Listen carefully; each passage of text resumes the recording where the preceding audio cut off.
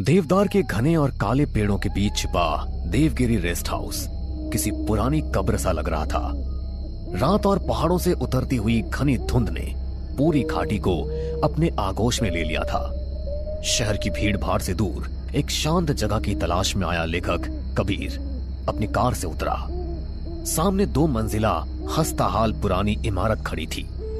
कबीर अपना भारी बैग उठाकर लकड़ी की सीढ़ियों पर चढ़ने लगा। हर कदम के साथ सीढ़ियों से चरमर की ऐसी आवाज आ रही थी मानो कोई दर्द से करा रहा हो।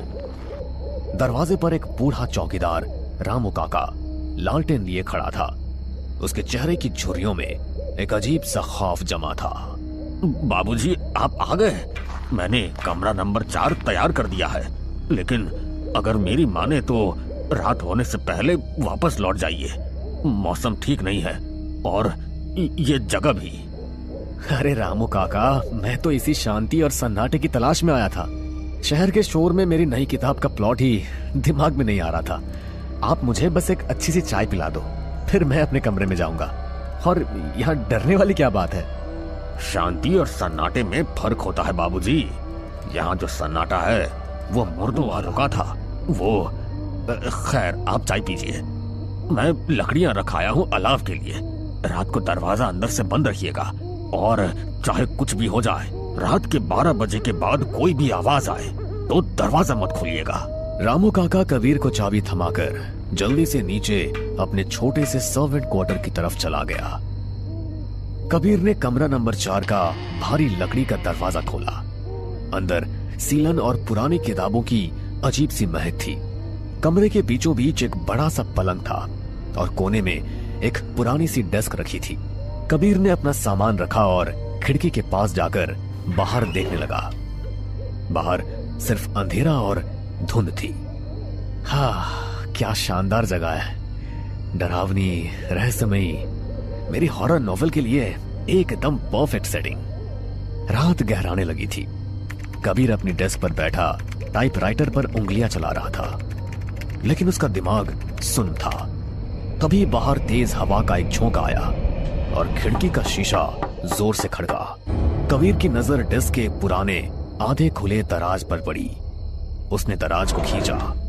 अंदर धूल से सनी एक लाल डायरी रखी थी। डायरी के कवर पर कोई नाम नहीं था, बस अजीब से निशान थे, जैसे किसी ने नाखूनों से उसे खरोंचा हो। कबीर डायरी पर जमी धूल पर फूंक मारता है। एक पुरानी डायरी, लगता है उसी पिछले मेहमान की है जिसके बारे में रामू काका बात कर रहे थे।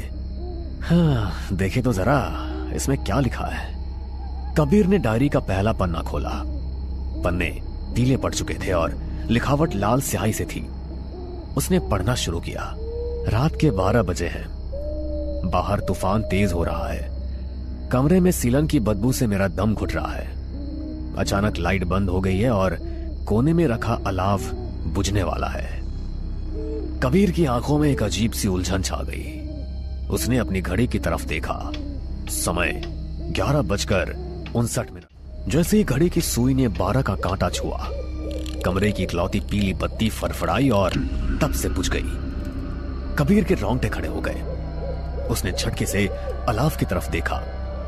लकड़ियां जो अभी तक तेज सुलग रही थी, अचानक बुझने लगी थी और कमरे में धुआं भरने लगा था।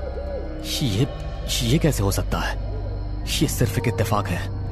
यहाँ की बिजली वैसे भी कटती रहती होगी। हाँ, ये सिर्फ एक इत्तेफाक है। कबीर ने अपने मोबाइल की फ्लैशलाइट ऑन की और कांपते हाथों से डायरी का अगला पन्ना पलटा। कमरे में घुप अंधेरा है। तभी मुझे दरवाजे के बाहर किसी के चलने की आवाज सुनाई दी। कोई नंगे पैर लकड़ी के फर्श पर चल रहा है। कबीर की सांसें अटक गई। उसने पढ़ना रोका और कान लगाकर सुना। बाहर कॉरिडोर से आवाजें आ रही थी, बिल्कुल वैसी ही जैसी डायरी में लिखी थी। नंगे पैरों के चलने की आवाज जो धीरे धीरे उसके दरवाजे की तरफ बढ़ रही थी। कौन है वहां? रामू काका, क्या वो आप हैं? बाहर से कोई जवाब नहीं आया, लेकिन चलने की आवाज बिल्कुल दरवाजे के बाहर आकर रुक गई। कबीर पसीने से भीग चुका था। ठंड के बावजूद उसके माथे पर पसीने की बूंदें चमक रही थी। उसकी नजर फिर से डायरी पर गई। वो खुद को रोकना चाहता था, लेकिन किसी अदृश्य शक्ति ने उसे अगला वाक्य पढ़ने पर मजबूर कर दिया। वो मेरे दरवाजे पर आकर रुक गई है। फिर उसने दरवाजे पर 3 बार दस्तक दी। कबीर ने डर के मारे आंखें बंद कर ली और ठीक उसी पल उसके कमरे के दरवाजे पर आवाज हुई। नहीं, ये सच नहीं हो सकता। ये मेरी दिमागी उपज है। मैं शायद कोई सपना ही देख रहा हूं। कमरे में सन्नाटा छा गया। कबीर ने डायरी को मेज पर फेंक दिया। वो उसे छूना नहीं चाहता था। वो चाहता था कि वो उस कमरे से भाग जाए, लेकिन उसकी टांगों में जैसे जान ही नहीं बची थी। कुछ देर तक कुछ भी नहीं हुआ। कबीर ने हिम्मत जुटाई और दरवाजे की तरफ बढ़ा। उसने दरवाजे के हैंडल को पकड़ा, लेकिन वो बाहर से लॉक था। रामू काका, दरवाजा खोलो, मुझे बाहर निकालो। तभी उसे महसूस हुआ कि कमरे का तापमान अचानक शून्य से भी नीचे चला गया है। उसके मुंह से सांसें सफेद धुएं की तरह निकलने लगी। कमरे में एक सड़ान फैलने लगी, सूखे हुए खून और सड़ते हुए मांस की बदबू। वो खांसने लगा। उसकी नजर अचानक डायरी पर पड़ी। डायरी का पन्ना अपने आप पलट रहा था। मोबाइल की फ्लैशलाइट की रोशनी में एक और वाक्य चमक रहा था। कबीर न चाहते हुए भी डायरी के पास खींचा चला गया। दरवाजा बंद है, मैं बाहर नहीं जा सकता। अचानक मुझे महसूस होता है कि मेरे पीछे कोई है। कोई मेरे कानों के पास सांस ले रहा है। डायरी के इस वाक्य को पढ़ते ही कबीर की रीढ़ की हड्डी में बर्फ की एक लहर दौड़ गई। उसे महसूस हुआ कि ठीक उसके पीछे उसकी गर्दन पर किसी की बेहद ठंडी और बदबूदार सांस आ रही है। उसने पलटने की कोशिश की, लेकिन उसका शरीर जम चुका था। तुमने पन्ना क्यों पलटा कबीर? कबीर खौफ से कांपते हुए पीछे मुड़कर कहता है, तुम कौन हो? मेरा नाम कैसे जानती हो तुम? मुझे जाने दो। पढ़ता है वो इसका हिस्सा बन जाता है। ये डायरी नहीं, मेरी भूख है। कबीर ने अपनी सारी ताकत लगाकर झटके से पीछे मुड़कर देखा। फ्लैश लाइट की रोशनी में उसे कोई दिखाई नहीं दिया। कमरे में कोई नहीं था, लेकिन वो भारीपन, वो सड़ांध अभी भी वही थी। वो पागलों की तरह डायरी के पन्ने पलटने लगा। वो जानना चाहता था कि आगे क्या होगा, वो कैसे बचेगा।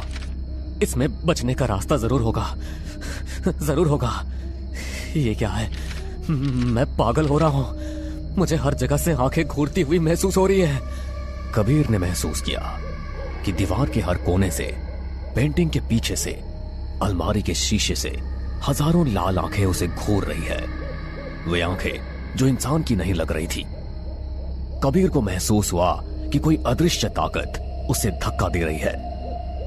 वो लड़खड़ाकर पीछे गिरा और कमरे के सबसे अंधेरे कोने में जा छुपा।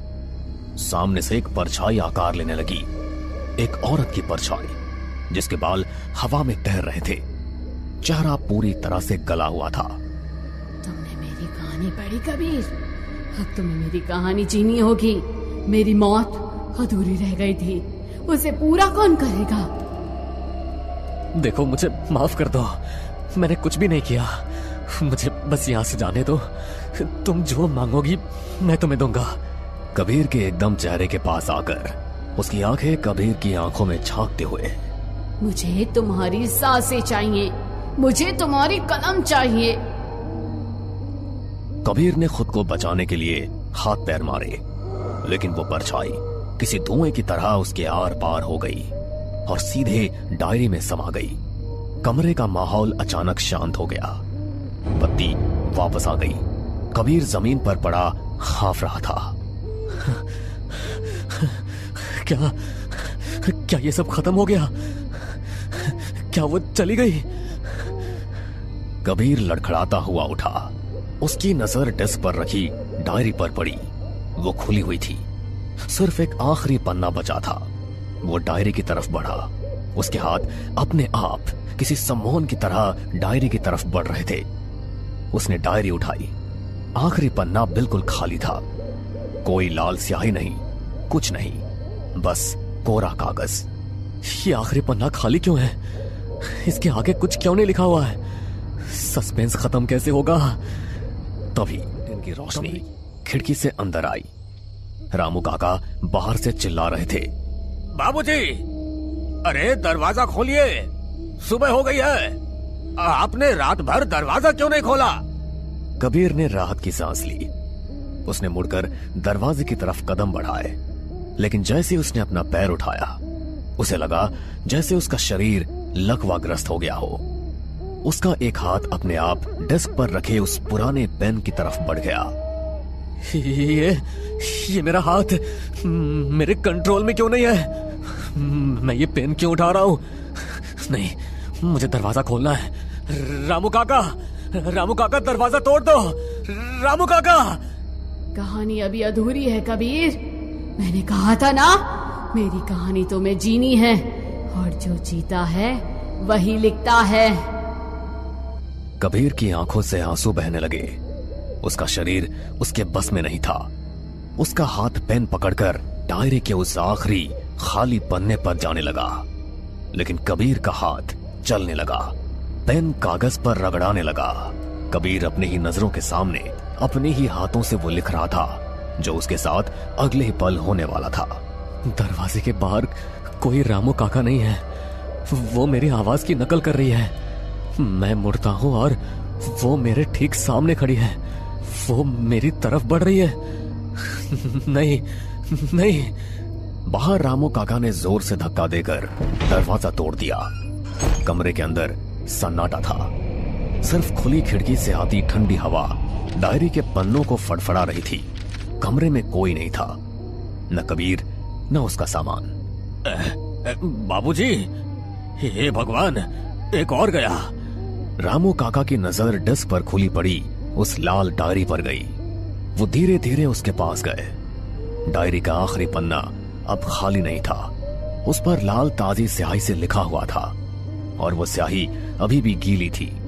डायरी के बिल्कुल अंत में जहां कबीर ने आखिरी लाइन लिखी थी, उसी के ठीक नीचे एक नया पन्ना अपने आप जुड़ गया था।